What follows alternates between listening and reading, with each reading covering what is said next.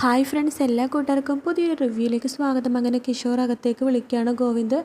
എന്താണെന്ന് ചോദിക്കുമ്പോൾ, അതല്ല ഗീതാഞ്ജലി എനിക്ക് സോഫ്റ്റ്വെയർ അപ്ഡേറ്റിൻ്റെ ഒരു പ്രൊജക്റ്റ് തയ്യാറാക്കാൻ പറഞ്ഞിരുന്നു. അത് എനിക്കല്ല, അവളുടെ കയ്യിലാണ് കൊടുക്കേണ്ടത്. പിന്നെ താൻ എന്താ ഇപ്പോൾ വിളിച്ചത്? ഗീതാഞ്ജലി എന്നോ? ഗീതാഞ്ജലി മാഡം, സോറി സാർ, അറിയാതെ വിളിച്ചു പോയതാ. കൊണ്ട് അവളുടെ മേശപ്പുറത്ത് വെക്കടോ എന്ന് പറഞ്ഞിട്ട് വലിച്ചെറിയാട്ടോ പ്രൊജക്റ്റ് റിപ്പോർട്ട്. അല്ല ഗീതാഞ്ജലി മാഡം ഇതുവരെ വന്നിട്ടില്ലെങ്കിൽ ഫോൺ വിളിക്കണം. ഓ, തനിക്ക് അവളുടെ ഫോൺ നമ്പറൊക്കെ അറിയാമായിരിക്കുമല്ലോ അല്ലേ? താനല്ല ഇടയ്ക്കിടയ്ക്ക് നമ്പർ മാറ്റണം. അവൾ നമ്പർ മാറ്റാറൊന്നുമില്ല. വരുന്നില്ലെങ്കിൽ എന്ന് ആദ്യം വിളിച്ചു ചോദിക്കണം. അല്ലാണ്ട് അവൾ പറഞ്ഞ പ്രൊജക്റ്റ് റിപ്പോർട്ട് എൻ്റെ കയ്യിൽ ഏൽപ്പിക്കേണ്ടത്. കേട്ടല്ലോ? പിന്നെ തന്നോട് കാര്യം ചോദിക്കട്ടെ, തനിക്ക് നാണമില്ലേടോ ഇവിടെ കമ്പനി വർക്കിന് വരാനായിട്ട്? തനിക്ക് എവിടെയെങ്കിലും പോയി തൂങ്ങിച്ചെത്തൂടേടോ എന്നൊക്കെ ചോദിക്കുകയാണ്. സാർ പറഞ്ഞത് ശരിയാണ്. ഞാനും അങ്ങനെയൊക്കെ ആ ജയിലിൽ നിന്ന് ഇറങ്ങിയപ്പോൾ വിചാരിച്ചാണ്. സാറിൻ്റെ അച്ഛൻ അപമാനഭാരം കൊണ്ട് തൂങ്ങി മരിച്ചില്ലേ, അതുപോലെ എനിക്കും തൂങ്ങി മരിക്കണമെന്നൊക്കെ ആദ്യം തോന്നിയതാണ് എന്ന് പറയുമ്പോഴേക്കും നമ്മുടെ ഗോവിന്ദന് ദേഷ്യം വരുവാട്ടോ. എടാ എന്നൊക്കെ പറഞ്ഞിട്ട് വലിച്ച് കീറുവാണ്. എൻ്റെ അച്ഛൻ എവിടെ കിടക്കണു, നീ എവിടെ കിടക്കണോ? വല്ലവരുടെ കയ്യിൽ നിന്ന് പൈസ മേടിച്ച് വല്ലവരും പണയം വെച്ചും വിറ്റുണ്ടാക്കും കൊടുത്ത് നീ ജയിലിൽ പോയ പോലെയാണോടാ എൻ്റെ അച്ഛൻ?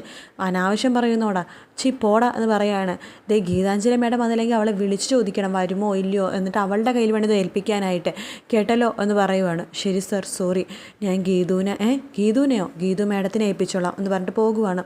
ഹാവു അച്ഛ, സമാധാനമായി, ഇപ്പോഴെൻ്റെ കൈത്തരിപ്പിൻ്റെ ആ ഒരു ചൂട് മാറിയത് എന്നൊക്കെ പറഞ്ഞ് ഗോവിന്ദനെ സമാധാനത്തോടു കൂടി ഗോവിന്ദൻ നിൽക്കുവാട്ടോ. പിന്നെ കാണിക്കണ ആ വിലാസിനെ ഭദ്രനെയാണ്.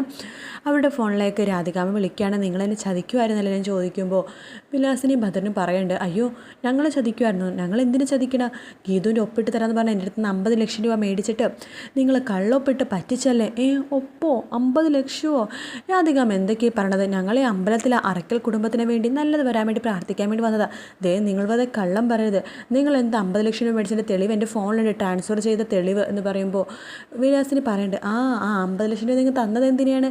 എൻ്റെ മോളെ കൊണ്ട് നിങ്ങളുടെ മോനെ വിവാഹബന്ധം വേർപ്പെടുത്തുന്ന പറഞ്ഞിട്ട് ഞങ്ങളെ പ്രലോഭിക്കാൻ വേണ്ടി തന്നതല്ലേ? ഞങ്ങൾക്ക് അതിൻ്റെ ആവശ്യമൊന്നുമില്ല. ആ പൈസ ഞങ്ങൾക്ക് വേണ്ട. ഞങ്ങളുടെ മോളുടെ ജീവിതമാണ് വലുത്. നിങ്ങൾ തന്നെയാണ് കള്ളൊപ്പിട്ടത് എന്നൊക്കെ ഫോണിൽ കൂടി പറയാട്ടോ വിലാസിനി. ഇത് കേൾക്കണം നമ്മുടെ രാധികാമ്മക്കാകെ ദേഷ്യം വരുവാണ്. രാധികാമ്മ ഫോൺ കട്ട് ചെയ്യുമ്പോൾ ഗീതു അടുത്തേക്ക് വരുന്നുണ്ട്. അതിനുശേഷം ഗീതു പറയുന്നുണ്ട്, നിങ്ങൾ തന്നെയാണ് അവരെ 50 ലക്ഷം രൂപ എടുത്ത് ഒപ്പിട്ടേന്നൊക്കെ എനിക്കറിയാമെന്ന് പറയുമ്പോൾ, അതേടി അത് ഞാൻ തെളിയിക്കും, നിൻ്റെ അച്ഛനും അമ്മയാണ് എല്ലാത്തിനും കാരണം, അവരെ പോലീസ് തൂക്കിക്കൊണ്ട് പോകുമെന്ന് പറയുമ്പോൾ ഗീതു ചിരിക്കുകയാണ്. നിങ്ങൾക്ക് നാണമില്ല ഇങ്ങനെ പറയാനായിട്ട്? അവർക്ക് 50 ലക്ഷം രൂപ കൊടുത്തത് നിങ്ങളല്ലേ? അതെന്തിനാണ് കൊടുത്തത്? അവരെ പ്രലോഭിപ്പിച്ച് അവർക്ക് 50 ലക്ഷം രൂപ കൊടുത്ത് കാണിച്ച് മയക്കിയിട്ട് എന്നെ ഗോവിന്ദേട്ടനായിട്ട് ഡൈവേഴ്സ് ചെയ്യാൻ വേണ്ടി. അപ്പോൾ ഫസ്റ്റ് പ്രതി ആരാണ്? നിങ്ങൾ. നിങ്ങൾ ജയിലിൽ കിടക്കുന്ന അവസ്ഥ ഭയാനകം തന്നെ. 4 നേരം കറക്റ്റ് സമയത്ത് ഫുഡ് കഴിക്കാട്ടോ. പക്ഷേ ഈ പളപള പട്ടുസാരിയും അതുപോലെ തന്നെ ആഭരണങ്ങളൊന്നും ഇടാൻ പറ്റില്ല. ആ വേഷത്തിൽ നിങ്ങളെ കാണേണ്ടത് എനിക്ക് വിഷമമാവുന്നു. നിങ്ങളാകെ ക്ഷീണിക്കും കേട്ടോ എന്നൊക്കെ പറയുവാണ്. എന്നാലും കുഴപ്പമില്ല, കൃത്യമായിട്ടുള്ള സമയത്ത് ഭക്ഷണം, നല്ല ഉറക്കവും ഒക്കെ അവിടെ ഉണ്ടാകും എന്നൊക്കെ പറഞ്ഞിട്ട് ഗീതു കളിയാക്കി ചിരിക്കും കേട്ടോ. പിന്നെ കാണിക്കണം ഗീതു രാത്രി ആകുമ്പോഴേക്കും എല്ലാ ഡ്രസ്സുകളായിട്ട് ഗോവിന്ദൻ്റെ റൂമിലേക്ക് പോകുമ്പോൾ അവർണിക വിളിക്കുകയാണ്. ഗീതു ബിസിയാണോ? ഇല്ല അവർണിക, പറഞ്ഞോളൂ എന്ന് പറയുമ്പോൾ അത് കിച്ചു എന്ന് ഗീതൊരു സോഫ്റ്റ്വെയർ പ്രൊജക്റ്റ് ഉണ്ടാക്കാൻ പറഞ്ഞില്ലേ, അതായിട്ട് ഗോവിന്ദ് സാറിനെ ഏൽപ്പിച്ചായിരുന്നു. ഗോവിന്ദ് സാർ അതിന് കിഷോറിനെ വല്ലാണ്ട് ഷൗട്ട് ചെയ്തു, ഗീതാഞ്ജലിനെ ഏൽപ്പിച്ചാൽ മതി എന്ന് പറഞ്ഞിട്ട് എന്ന് പറയുമ്പോൾ ഗീതു പറയുന്നുണ്ട്, ഗോവിന്ദേട്ടനോ ഒരിക്കലും അങ്ങനെയൊന്നും ഷൗട്ട് ചെയ്യില്ലല്ലോ, ഭയങ്കര പഞ്ചപാവം. ഇല്ല ഗീതു, ചെറുതായിട്ടൊന്ന് ഷൗട്ട് ചെയ്തു, പക്ഷെ ഞാൻ കിഷോറിനോട് പറഞ്ഞു അങ്ങനെയൊക്കെ ഉണ്ടാകും, അത് മേലുദ്യോഗസ്ഥരാണെന്നൊക്കെ പറഞ്ഞു മനസ്സിലാക്കി എന്ന് പറയുമ്പോൾ ഗീതു പറയുന്നുണ്ട്, അയ്യോ ഈ ചെറിയ വഴക്കിനെയൊക്കെ വഴക്കായിട്ട് എടുക്കാവോ? ഇനി എത്രയോ വഴക്ക് പറയാൻ കിടക്കുന്നു. കിഷോർ തുടക്കക്കാരനല്ലേ, ഒരു കാര്യം ചെയ്യും, ആ സോഫ്റ്റ്വെയർ എൻ്റെ ഫോണിലേക്ക് സെൻഡ് ചെയ്യുമെന്ന് പറയുവാണ്. ആ സമയത്ത് കിഷോർ ഫോം ചെയ്യുമ്പോൾ പറയുന്നുണ്ട്, അവൾക്ക് അഹങ്കാരമാണ്, എവിടെയോ പട്ടിക്കാട്ടി കിടന്നവളെ ആ ഗോവിന്ദ് സാറെ കല്യാണം കഴിച്ചതിൻ്റെ അഹങ്കാരം എന്ന് പറയുമ്പോൾ കിച്ചു നീ മര്യാദയ്ക്കിരിക്കുക, നീ എന്തൊക്കെയായി സംസാരിക്കണത് എന്ന് പറയാണ്. ഒരു പെണ്ണ് മേലധികാരി ആയതിൻ്റെ അസൂയാണല്ലേ നിന്നെക്കാളും മേലധികാരിയായിട്ട് ഒരു പെണ്ണ് നിൽക്കേണ്ട അസൂയ എനിക്ക് മനസ്സിലായി. നീ ഒരു കാര്യം ചെയ്യും, ആ സോഫ്റ്റ്വെയർ അപ്ഡേറ്റ് ഗീതാഞ്ജലിയുടെ ഫോണിലേക്ക് അയച്ചു കൊടുക്ക് എന്ന് പറയുവാണ്. ആ സമയത്ത് നമ്മുടെ കിഷോർ ഇങ്ങനെ നിൽക്കുവാട്ടോ.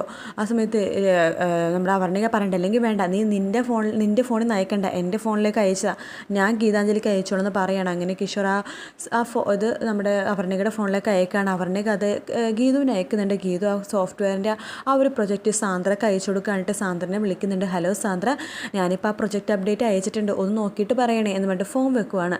അതിനുശേഷം ഗീതു പെട്ടിയും ഭാണ്ഡവും ഒക്കെ ആയിട്ട് കയ്യിൽ കുറേ പേപ്പറും പശയും ഒക്കെ ആയിട്ട് പോകുവാട്ടോ ഗോവിന്ദൻ്റെ റൂമിലേക്ക്. തള്ളി വാതിൽ തുറക്കുവാണ്. ഗോവിന്ദ് ഉറങ്ങാനുള്ള തയ്യാറെടുപ്പിലാണ്. പെട്ടെന്ന് ഗോവിന്ദ് നോക്കുമ്പോഴേക്കും ഗീതുവിനെ കാണാം. നീ എന്താട്ടി ഇതിൻ്റെ ഉള്ളിൽ കയറണമെന്ന് പറയുമ്പോൾ അത് കോടതി ഉത്തരവിൻ്റെ കാര്യം കണ്ടിട്ട് മറന്നുപോയോ? കോടതി ഉത്തരവോ? ഇറങ്ങി പോടി നീ. ഞാൻ പോവില്ല. ഇത് കണ്ടില്ലേ, ഇത് കോടതി ഉത്തരവിൻ്റെ പേപ്പറാണ്. അത് ചെറുതാക്കി ഇതുകൊണ്ട് ഞാൻ വലുതാക്കിയിട്ട് പ്രിൻ്റ് എടുത്തു. അത് 100 പ്രിൻ്റ്. ഇടയ്ക്കിടയ്ക്ക് ഗോവിന്ദേട്ടനെ ഓർമ്മപ്പെടുത്താൻ വേണ്ടിയിട്ട് ഇതൊന്നും ഇവിടെ നടക്കില്ല, നിന്നെ ഞാനിവിടെ കയറ്റില്ല, ഇറങ്ങിപ്പോടിയെന്ന് പറയുമ്പോൾ നിങ്ങൾ ഇറങ്ങിപ്പോകാൻ പറഞ്ഞാലും ഞാൻ ഇറങ്ങിപ്പോവാം, ഞാൻ പോവില്ല. എന്നാൽ ഞാൻ പോകാടി എന്ന് പറയുമ്പോൾ നിങ്ങളെവിടെ പോയാലും ഞാനും കൂടെ വരും, നിങ്ങളെവിടെ പോയാലും ഞാനും കൂടെ വരും മനുഷ്യ എന്നൊക്കെ പറയുകയാണ്. ആ സമയത്ത് ഗോവിന്ദ് തലയിൽ പിടിക്കാട്ടോ. അയ്യോ മുടിയൊന്നും പൊട്ടിച്ച് കളയല്ലേ, കഷ്ടപ്പെട്ട് വളർത്തണതല്ലേ, ഞാൻ ഈ റൂമിൽ കിടന്നോട്ടെ, മര്യാദയ്ക്ക് പാവത്തിനായിട്ട് പോലെ ഞാനിവിടെ കിടന്നോളാം, പിന്നെ ഈ കോടതി ഉത്തരവിനെ ഇവിടെ ഒട്ടിച്ചു വെക്കട്ടെ, നീ ഇവിടെ ഒട്ടിക്കേണ്ടടി എന്ന് പറയുകയാണ്. ആ ബഹളം കേട്ട് രാധികാമ്മയും വരുണും വരുന്നുണ്ട്. എന്താ ഇവിടെ ബഹളം? ഇവളി കോടതി ഉത്തരവ് എൻ്റെ വാതിലിൽ ഒട്ടിക്കാൻ നോക്കുക എന്ന് പറയുമ്പോൾ നമ്മുടെ രാധികാമ്മ പറയുന്നുണ്ട്, എടാ വരുണെ ഇവളെ പിടിച്ച് പുറത്താക്കണമെന്ന് പറയുമ്പോൾ വരുൺ പിടിച്ച് വാടി പുറത്തേക്ക് പോടി എന്ന് പറയുകയാണ്. കൈവിടടാ, ഞാൻ ജഡ്ജിനെ വിളിക്കും, നിങ്ങളുടെ ഗാർഹിക പീഡനം എൻ്റെ എതിരെ നടത്തുവാണെന്ന് ഞാൻ പറഞ്ഞു കൊടുക്കും, നിങ്ങൾ നോക്കിക്കോ എന്നൊക്കെ പറയുകയാണ്. ആ സമയത്ത് നമ്മുടെ രാധികാമ്മ ഒന്ന് പേടിക്കുമ്പോൾ ഗീതു ഫോൺ കട്ട് ചെയ്യാണ്. ഇത് ഞാനിവിടെ ഒട്ടിച്ചോട്ടെ എന്ന് പറഞ്ഞിട്ട് ഗീതു ഇവിടെ ഒട്ടിക്കുവാട്ടോ. എന്നിട്ട് പറയുന്നുണ്ട്, ഇത് ഇടയ്ക്കിടയ്ക്ക് നിങ്ങൾക്ക് മറക്കുവാണെങ്കിൽ ഓർമ്മപ്പെടുത്താൻ വേണ്ടി 100 കോപ്പി ഞാൻ എടുത്തിട്ടുണ്ട്, ഇനി സമാധാനത്തോടെ ഞാൻ കിടന്ന് ഉറങ്ങട്ടെ എന്നൊക്കെ പറയുന്നിടത്താട്ടോ എപ്പിസോഡ് തീരുന്നത്. മറ്റൊരു വീഡിയോ ആയിട്ട് വീണ്ടും കാണാം. Take care.